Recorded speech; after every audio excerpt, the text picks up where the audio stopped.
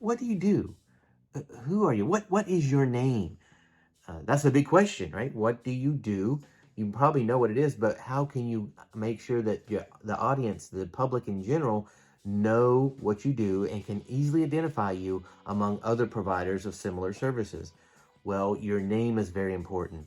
There's two aspects to your name. There's the legal side, and then there is the general branding side. And we'll discuss those here shortly. But welcome to Work It Out Wednesday. My name is Dave with Phototropics. And before we get into it, if you could subscribe, we'd really appreciate that.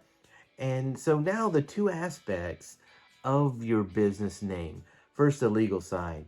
You want to make sure that you're not stepping over somebody else. And sometimes you may have another competing business that already has that name, or a very similar type business that you don't want to be confused with. So normally states have set up a way to be unique in your identifying yourself.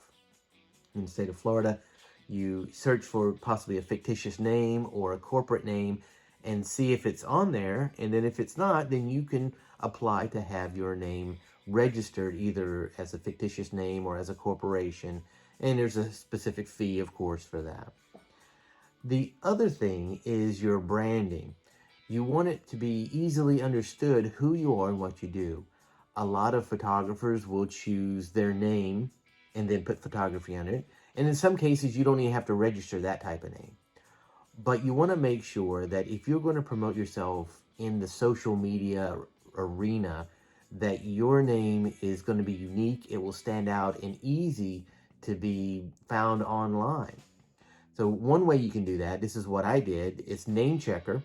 And the cool thing about that site, again, there's no sponsorship here, is that Name Checker will, if you put in a name, it will check the domains, the social media outlets that are available with that name, that username, YouTube, Facebook, Twitter, all those. And it will give you back a list of available, not available names, but available outlets that have that name open to you, or it'll tell you that it's already taken. And so you want to try that out, because not only just your name, but your branding, so that you can get your name out there and market yourself in the electronic media, because that's very important these days, especially your website, because you want to have your name at the end of your email address, so that kind of identifies you as a business sometimes, rather than having just a Gmail account, which there's nothing wrong with that, but it kind of identifies you as a business so that people see that in a good way.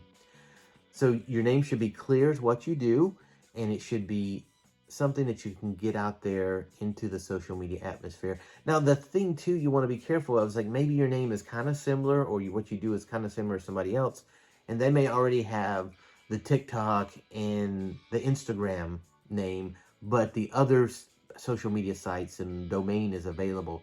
You might want to be careful about that, because there may be some overlap, and somebody says, oh, you're such and such a Phototropics, spelled with a P.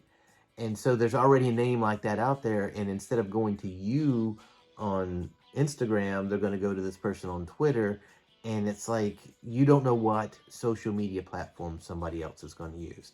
So try to find the biggest arena for your name, and once you do get that good block of social media sites, it might be a good idea to go ahead and just reserve them, even if you don't use them, but just reserve them for your business. Okay. So make sure that when you get out there, your name is appropriate to you, something that you can build a name behind your brand. And as always, remember, challenge yourself every day to be a better photographer.